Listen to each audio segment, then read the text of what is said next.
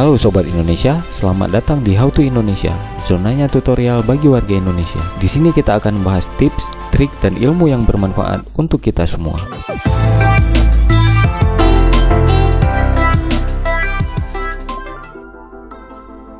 Halo Sobat Indonesia, kali ini kita akan sharing cara menginstal Mikrotik pada VirtualBox. Mungkin ada di antara kita yang ingin belajar Mikrotik, jadi sebelum mengutak-atik Mikrotik beneran yang berupa perangkat keras, ada baiknya kita belajar dulu di virtualnya. Untuk menginstal Mikrotik pada VirtualBox sebenarnya cukup mudah. Pertama, pastikan perangkat sobat, baik itu PC atau laptop, sudah terinstall VirtualBox. Kemudian, jalankan VirtualBox-nya, klik baru. Langkah ini adalah untuk membuat mesin virtual baru pada perangkat kita. Kita atur beberapa parameternya, seperti nama, folder mesin, yaitu lokasi di mana nantinya file-filenya akan disimpan, kemudian tipe dan versi. Pada tutorial ini, kami akan simpan di local disk D. Kita buat sebuah folder baru dengan nama VirtualBox.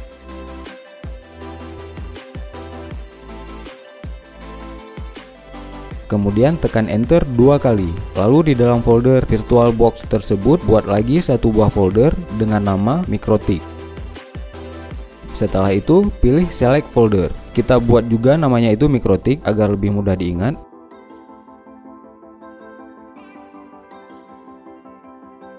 Untuk tipe dan versinya bisa diabaikan saja. Setelah itu, kita klik lanjut. Berikutnya, kita menentukan memori atau RAM yang akan kita alokasikan untuk mesin virtual, yaitu si Mikrotik yang akan kita buat. Pada mesin kami ini, maksimal yang bisa diberikan adalah 4 GB, yaitu sesuai dengan RAM yang ada di perangkat kami. Tapi untuk si Mikrotiknya, kita alokasikan 1 GB saja, atau lebih tepatnya 1024 MB. Lalu, klik lanjut. Langkah berikutnya adalah menentukan hard disk untuk penyimpanan file-file si Mikrotiknya. Di sini kita pilih buat hard disk virtual sekarang, lalu klik buat. Nah, di sini kita menentukan tipe hard disk yang ingin kita gunakan. Ada VDI, VHD, dan VMDK. Kali ini kita menggunakan VHD, yaitu virtual hard disk. Lalu klik buat. Kemudian kita diminta untuk menentukan cara penyimpanan pada hard disk fisik kita. Itu ada dua, yaitu dinamis dan fixed atau tetap. Untuk perbedaan keduanya, sobat bisa baca pada deskripsi yang ada di atasnya itu ya.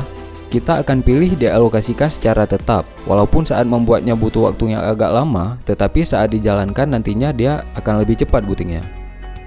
Setelah memilih ukuran tetap, kemudian klik lanjut. Langkah berikutnya adalah menentukan ukuran hard disk yang akan kita alokasikan untuk si Mikrotik. Di sini kami berikan 2 GB saja, karena nanti tidak akan ada banyak file di dalam si Mikrotiknya. Jadi 2 GB sudah sangat cukup. Kemudian klik buat dan kita tunggu hingga prosesnya selesai. Proses ini akan sedikit memakan waktu, tergantung dari ukuran yang kamu alokasikan serta kecepatan hard disk yang kamu gunakan.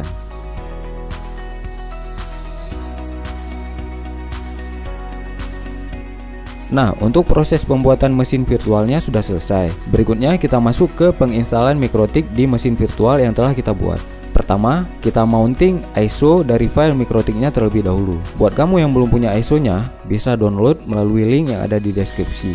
Ukurannya nggak besar kok, cuma 20-an MB. Untuk mounting ISO-nya, sobat klik di pengaturan, kemudian pilih penyimpanan, terus klik lagi di logo CD Plus yang ada di bilah pengendali IDE. Kemudian klik pilih disk. Lalu pada menu pop-up yang muncul, klik tambah. Sobat akan diarahkan ke menu Explorer PC sobat. Nah, arahkan ke folder di mana sobat menyimpan file ISO yang sudah sobat download. Pilih ISO-nya, kemudian klik open, lalu klik pilih dan OK. Setelah proses mounting selesai, klik mulai yang di hijau-hijau itu. Lalu mesin virtual kamu pun akan booting dan masuk ke menu instalasi Mikrotiknya. Setelah masuk ke menu install, kamu bisa memilih servis apa saja yang ingin dijalankan oleh si Mikrotik kamu. Untuk memilih servisnya, kamu bisa menggunakan tombol spasi. Namun di sini kita akan memilih semua servisnya.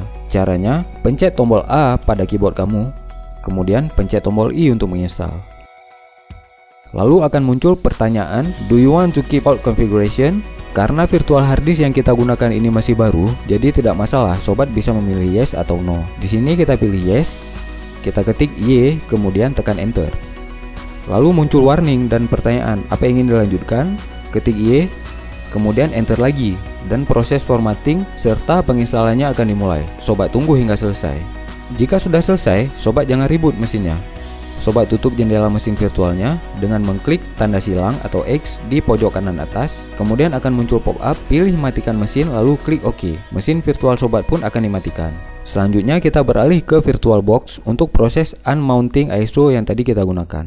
Karena jika tidak di unmount, nanti dia akan minta diinstal lagi. Caranya, klik di pengaturan, kemudian pilih penyimpanan, lalu sobat akan melihat file ISO yang tadi kamu gunakan. Klik kanan pada file tersebut, lalu pilih hapus cantolan, lalu klik OK. Untuk lebih meyakinkan nih bahwa filenya udah sukses di unmount, sobat klik sekali lagi di pengaturan, kemudian pilih menu penyimpanan, dan sobat akan melihat tidak ada lagi file ISO yang tadi kita gunakan. Oke, jika sudah, kita jalankan lagi mesin virtualnya. Tunggu hingga proses bootingnya selesai, kemudian sobat akan diminta untuk login ke MikroTik. Untuk loginnya, secara default itu username-nya adalah admin dan passwordnya itu kosong. Bukan diketik kosong ya, tapi dikosongkan saja, langsung tekan enter.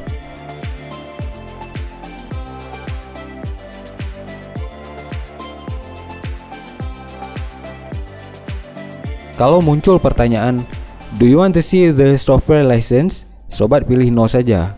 Ketikkan N lalu tekan enter. Kemudian akan muncul software ID dari OS MikroTik yang sobat gunakan. Abaikan saja, langsung tekan enter lagi. Oke, sobat sudah berhasil menginstal MikroTik di VirtualBox dan sudah dapat menggunakannya. Namun ini hanya bisa digunakan selama 24 jam karena belum terlisensi. Untuk cara mendapatkan lisensinya secara gratis dari official MikroTiknya langsung akan kita bahas di video kita berikutnya. Oke sobat, demikian, semoga bermanfaat. Oke sobat, demikian sharing-sharing kita kali ini. Jika kamu ingin mendukung channel ini, jangan lupa like, subscribe, dan nyalakan tanda loncengnya untuk terus mendapatkan update dari kita. Semoga bermanfaat.